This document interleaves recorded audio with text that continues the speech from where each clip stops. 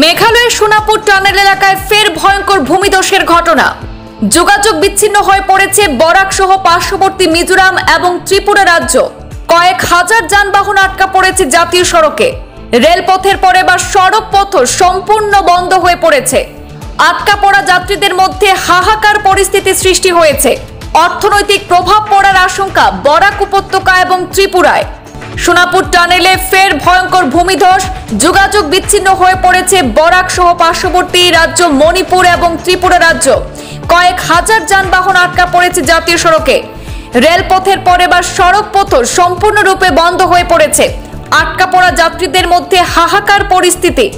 অর্থনৈতিক প্রভাব পড়ার আশঙ্কা বরাক এবং ত্রিপুরায়। রেমালের তাণ্ডব। পাহাড়ি রাজ্য মেঘালয়ে অবিরাম বৃষ্টিতে ভয়ানক পরিস্থিতির সৃষ্টি হয়েছে।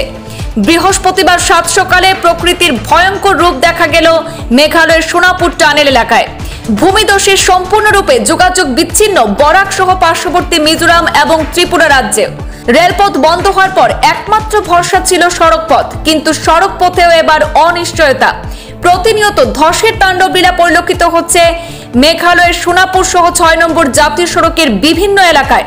হাজার হাজার যানবাহন আটকা পড়েছে জাতীয় সড়কে। অর্থনৈতিক প্রভাব পড়ার আশঙ্কা রয়েছে বরাক উপত্যকায়। মেঘালয় প্রশাসন থেকে সতর্কতা অবলম্বন করার নির্দেশ দেওয়া হয়েছে। মেঘালয় প্রশাসন ইতিমধ্যে তৎপর রয়েছে। উদ্ধার কাজে নামানো হয়েছে। ধসের মাটি সরানোর কাজ অব্যাহত রয়েছে বলে জানা গেছে।